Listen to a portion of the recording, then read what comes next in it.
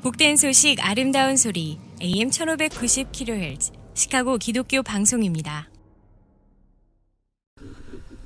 애청자 여러분 안녕하십니까. KCBS 초대석 서덕원 목사입니다. 가정의 달을 맞이하여 특별히 마련한 이 시간, 오늘 이 자리에는 시카고 한인연합장로교회 조은성 목사님과 시카고 한인 제1연합감리교회 김광태 목사님 두 분 목사님 모시고 가정에 대한 이야기 함께 나누겠습니다. 우리 김광태 목사님, 조은성 목사님 안녕하세요. 네, 반갑습니다. 반갑습니다. 팬데믹이라 오랜만에 저희 방송국에 나오셨죠? 네, 네. 그렇습니다. 우리 청취자들에게 간단한 인사 나눠주시죠. 기독교 방송 청취하시는 여러분 반갑습니다. 5월 가정의 달을 맞이해서 함께 하나님 주신 축복의 현장인 가정에 대해서 같이 말씀도 나누고 또 은혜를 나누게 돼서 기쁩니다. 반갑습니다. 네, 연합장로교회 조은성 목사입니다. 이렇게 또 방송을 통해서 라디오를 통해서 우리 성도 여러분들과 함께 또 교제할 수 있어서 너무 감사하고 5월 가정의 달에 가정에 대해서 또 성경적인 가정에 대해서 함께 또 대화하고 나눌 수 있어서 너무나 감사합니다. 네, 감사합니다. 5월이 이제 가정의 달 말씀하신 대로 그대로인데 5월 5일은 어린이날, 또 5월 9일 지난 주일 날이었는데 어머니날, 그리고 한국에서 15일은 스승의 날, 그리고 21일은 뭐 부부의 날, 이렇게 해서 많은 행사들이 있는데요. 우리 조은성 목사님, 이 가정을 우리가 사전적으로 정의한다면 어떻게 하시겠습니까? 저도 이렇게 이 인터뷰를 위해서 우리가 가정에 대해서 좀 생각해보게 되겠는데, 이 사전적인 정의가 뭐냐 하니까 저도 잘 모르겠더라고요, 솔직히 처음에는. 예. 왜냐하면 자연스럽게 받아들이고 있는데 예. 가정이 무엇인가라는 것이 저 스스로 좀 정의가 애매모호한 것 같더라고요. 그래서 제가 그냥 이 인터뷰를 생각하면서 어쩌면 이것이 우리가 가정에 대해서 생각하는 것이 아닐까 하는 생각이 들었습니다. 왜냐하면 우리가 잘 아는 것처럼 보이지만, 능숙한 것처럼 보이지만 정말 모르고 또 능숙하지 않은 것이 가정인 것 같아요. 예. 그러니까 제 개인적으로 가정이 가장 공동체의 가장 작은 출발이 아닐까라는 생각이 듭니다. 그러니까 두 명, 가정의 시작은 남자와 여자잖아요. 그러니까 어떠한 생활 공동체, 사전을 보니까 생활 공동체라고 이야기하는데, 어떠한 생활 공동체로 가장 작은 출발, 그렇지만 또 동시에 정말 중요한 것, 그것이 가정이 아닌가 하는 생각이 들었습니다. 예를 들면 남이잖아요. 결혼하기 전에는 남인데, 제가 이렇게 아내하고 이렇게 침대에 누웠을 때 제가 좀 늦게 들어가서 이렇게 아내가 먼저 자고 있고 내가 침대에 딱 자기 위해서 눕는데 제 아내가 깨지를 않아요. 그러니까 어떻게 보면 남이 눕는다고 하면 깰 거 아니에요. 그런데 전혀 남이 다른 사람이 만나서 이렇게 가정을 이루었는데 정말로 서로 간에 이 잠을 같이 자고 또 동시에 옆에 있어도 깨지 않고 또 옆에 있어도 불편하지 않은, 그것이 바로 가정이 아닌가 하는 생각이 들었습니다. 예. 이제 우리가 지금 말씀하신 대로 그렇게 이제 가정이 출발을 했는데, 부부 관계로 거기서 이제 자녀들도 생기고 그래서 좀 이제 좀 다양해졌습니다. 가정을 정의하기가 좀 많이 다양해지는 그런 경향이 있는데요. 우리 좀 잠시 후에 함께 나누도록 하겠습니다. 우리 김광태 목사님, 성경에도 이제 하나님께서 가정을 원래 창조하셨기 때문에 이제 말씀을 하고 계신데, 구약 성경에서 말씀하시는 우리 가정에 대해서 좀 정의를 해주시죠.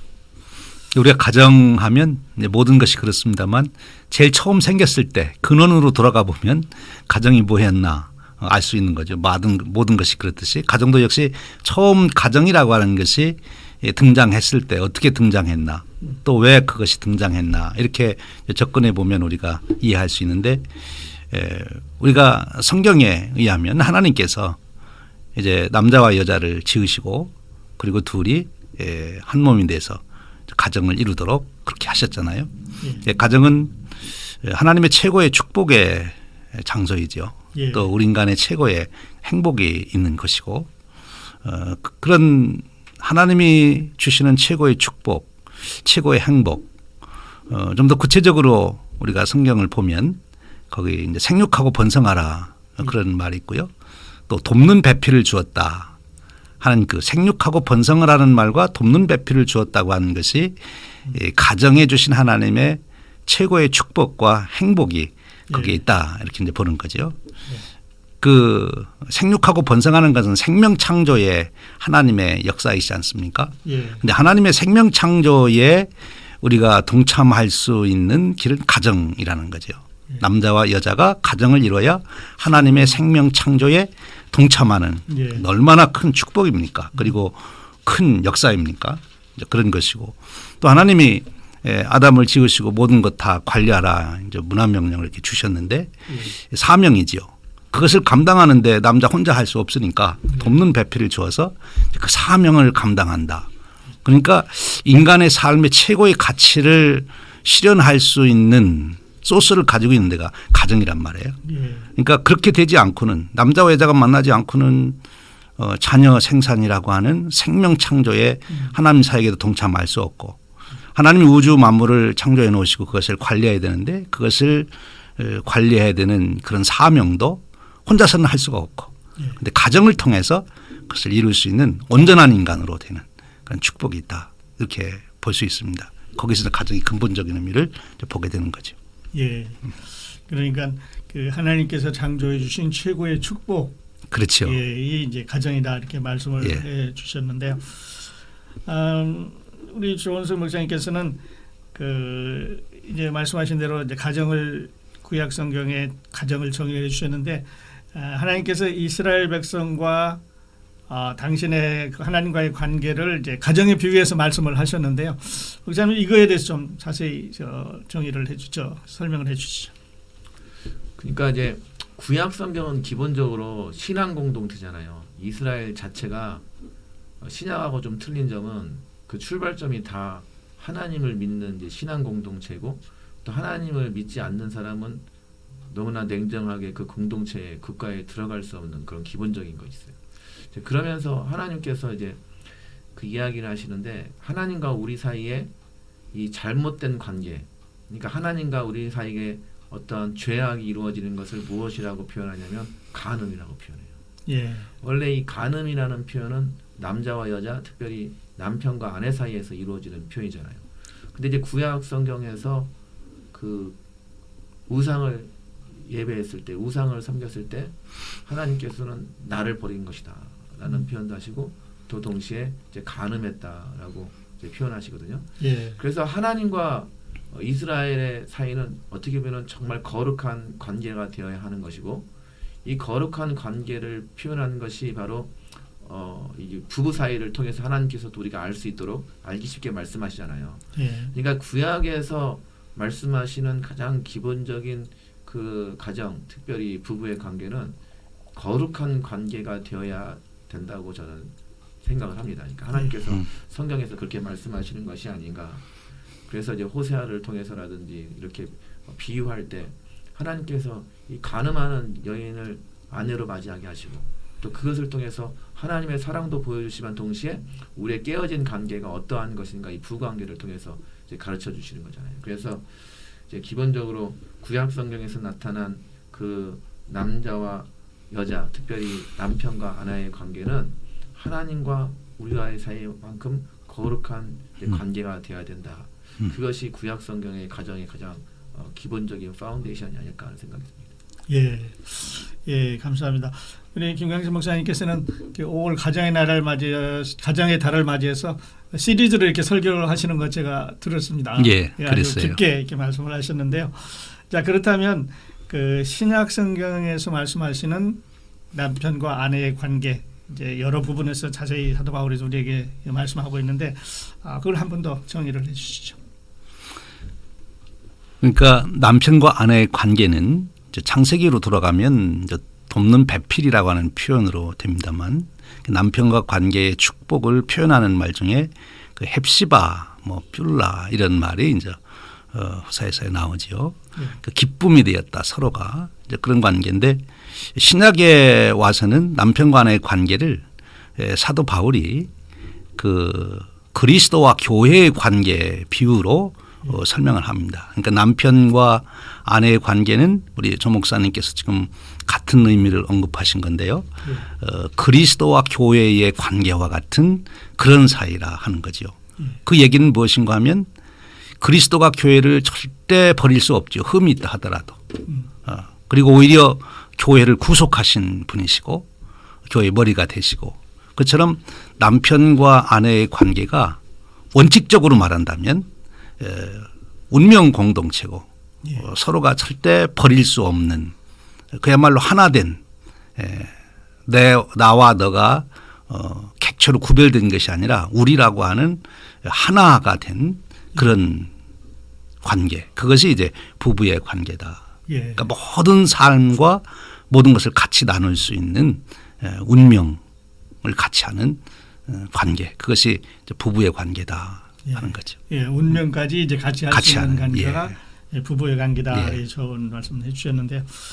우리 존수 목사님 그 말씀하셨던 대로 이제 우리가 그렇게 구약 성경을 통해서 신약 성경을 통해서 지켜왔는데 사회가 이제 발달하면서 지난 2017년 통계를 이제 봤습니다만은 25%의 가정이 그 싱글 패밀리다 이렇게 말하고 있고 그 싱글 패밀리에서 자라는 자녀들의 86%가 싱글 머더에 의해서 양육되고 있다는 그 심각한 사회적인 문제가 있는데요. 그들은 우리 교회도 나오고 또 우리 직장에서 같이 일하는 사람이고 사회에서 활동하는데 이제 같이 할 수밖에 없는 사람들인데요. 조 목사님 보실 때 이제 결혼하지 않은 사람들 또 결혼을 늦게 하는 사람들 또 그 싱글 패밀리로 살아가는 사람들은 이제 가정의 날에서 조금 소외될 수 있습니다. 우리가 주로 부부에 대해서 이야기를 하니까 이분들이 전해줄 수 있는 메시지는 어떤 게 있을까요, 목사님? 그러니까 이제 구약하고 신약이 바라보는 가정이 조금은 틀린 것 같아요.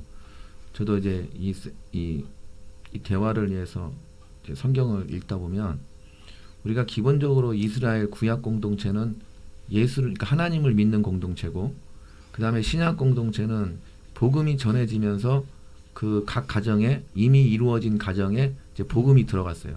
그러면서 예수를 믿는 사람이 남편일 수도 있고 그 다음에 예수를 남편이 안 믿을 수도 있고 이제 그러한 이제 복잡한 상황이 되는 거예요. 그러니까 이제 그런 것에 대해서 성경은 무엇을 분명히 먼저 얘기하냐면 그 베드로전서 3장 1절에도 아내의 행실로 구원받을 수도 있다.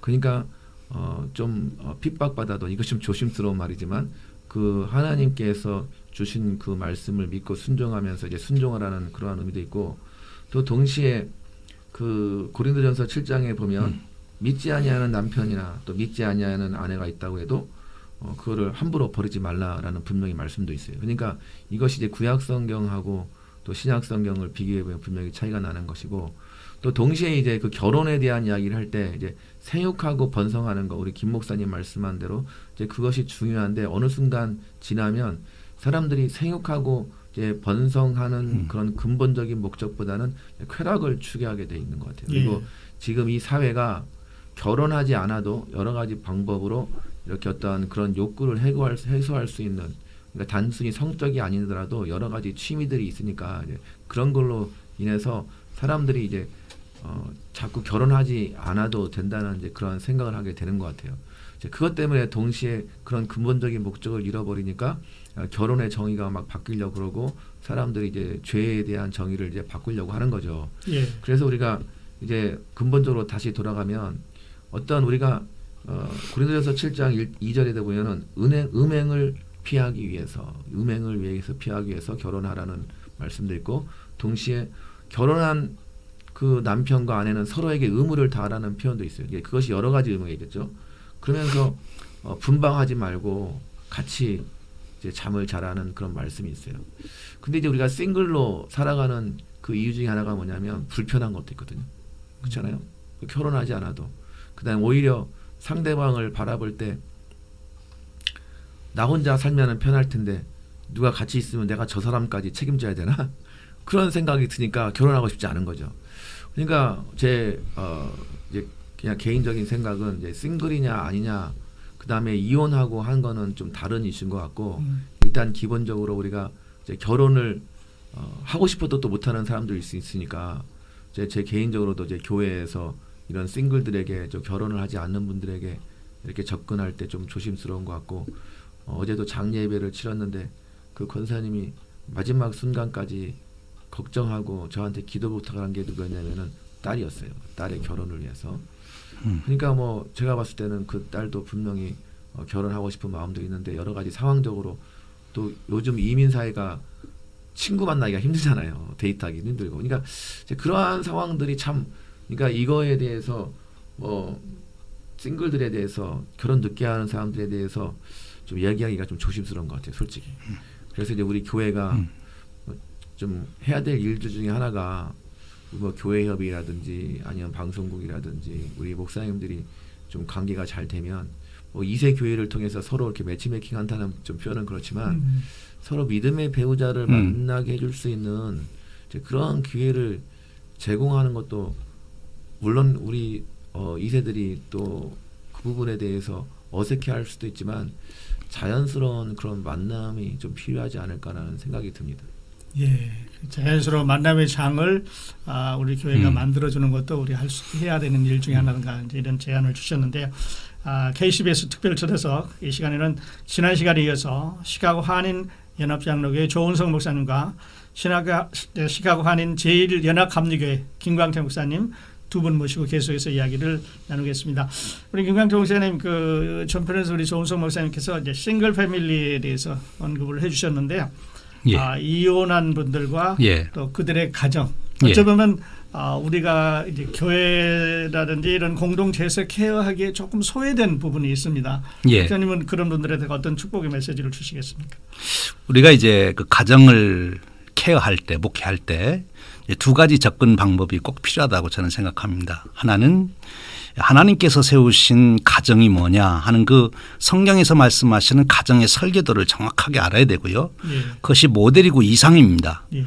그러나 우리 인간이 타락했잖아요. 그래서 우리 인간에게는 죄가 있지 않습니까? 그러니까 타락한 인간은 하나님이 세우신 가정의 설계도대로 다 살 수 있는 사람들이 많지 않다는 거예요. 예. 예.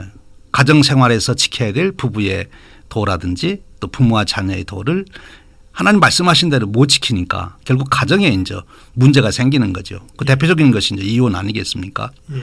그리고 지금 사회에 와서는 그 이혼도 포함되는데 왜 이혼이 생기고 왜 지금 사회에 가정의 위기를 겪냐. 저는 개인적으로 우리 인류가 직면하고 있는 가장 큰 위기가 가정의 위기라고 봅니다. 이제는 뭐 핵가족이 아니라 개쟁, 가정 해체 시대에 들어왔잖아요. 이제 가정이라는 것이 없어져서 지금 미래학자들의 이야기에 의하면 우리가 생각하고 있는 전통적인 가정은 결혼이라는 것을 통해서 가정이 이루어지잖아요. 그런데 이제는 그 가정이라는 개념을 바꾸자고 하는 사람들이 많습니다.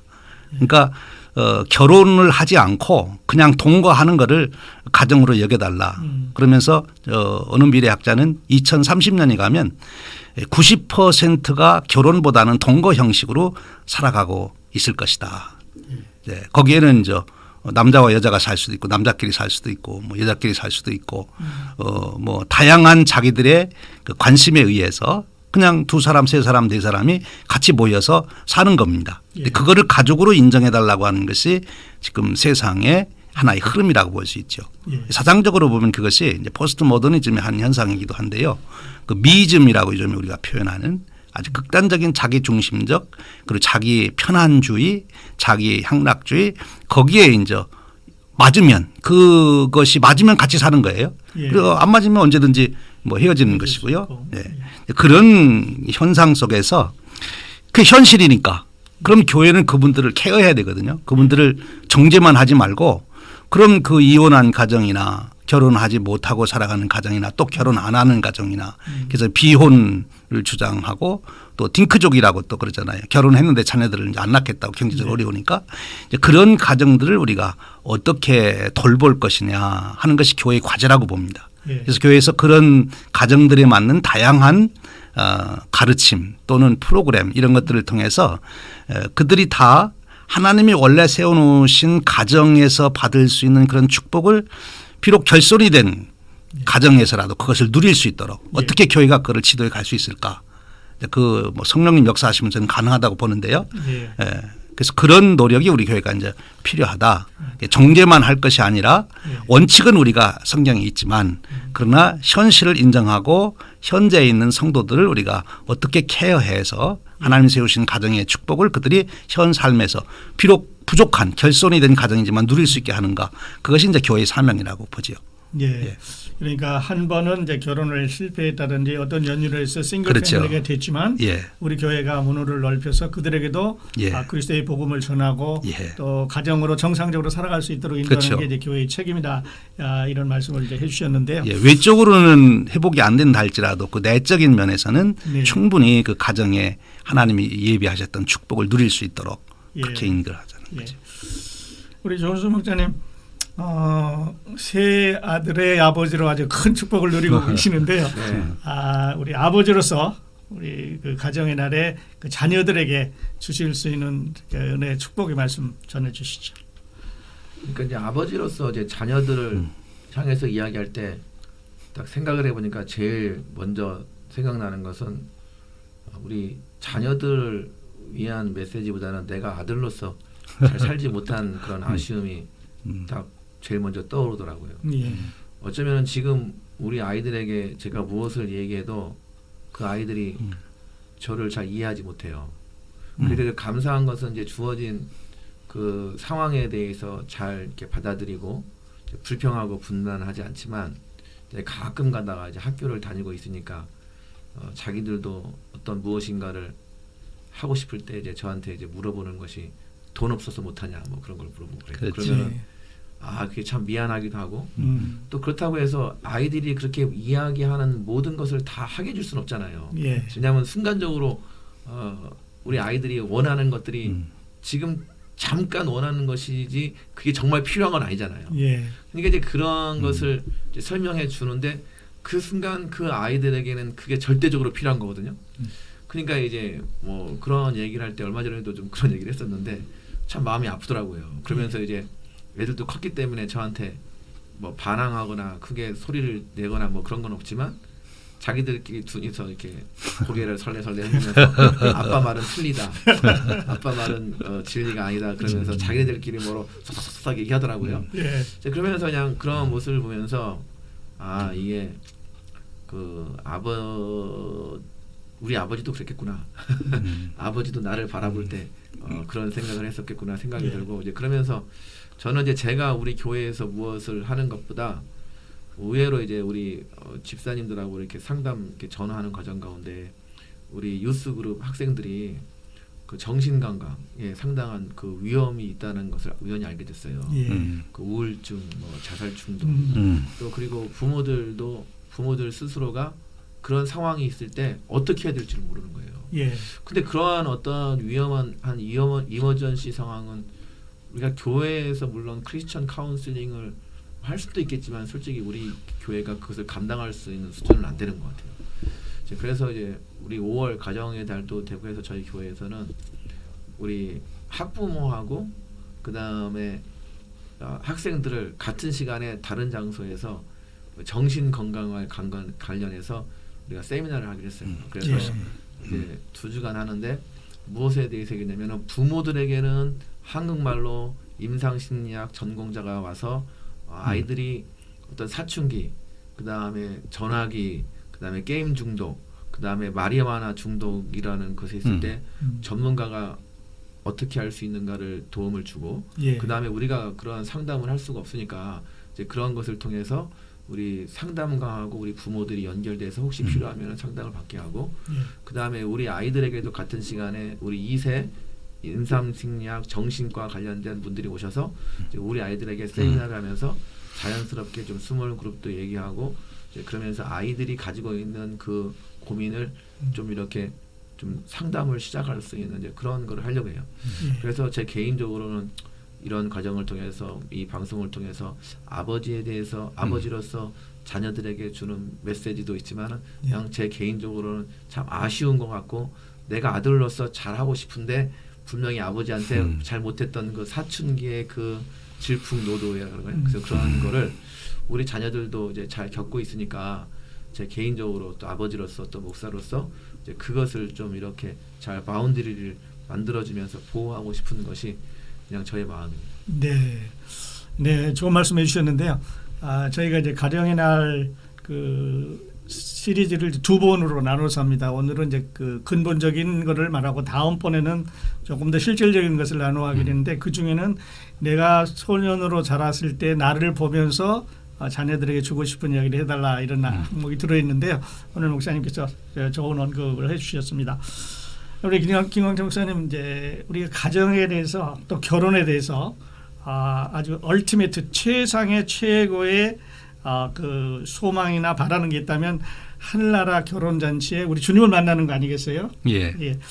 우리 그 하늘나라의 결혼잔치로 우리 영혼들을 좀 기독교 방송 청취자들을 초청을 해주시죠. 예, 근본적으로 우리 가정의 행복을 다 누리기를 원하죠. 그건 우리 인간의 본능이기도 한데요.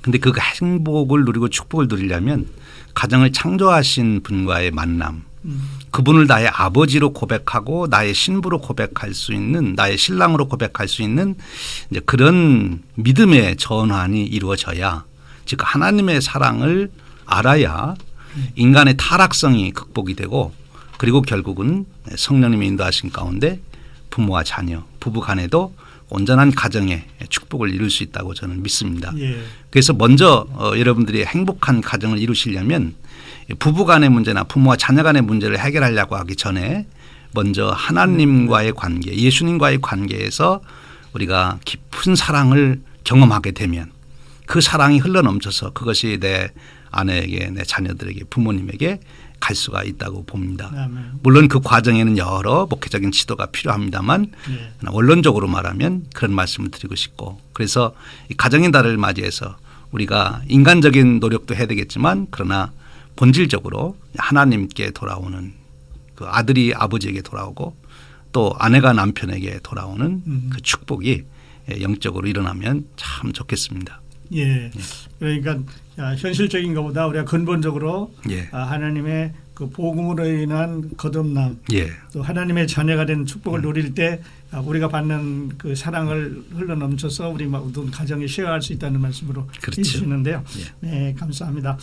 우리 이야기를 나누면서 시간이 자꾸 하는데 이제 가정의 달을 맞아서 그 축복하는 메시지 우리 조은성 목사님께서 좀 전해 주시죠.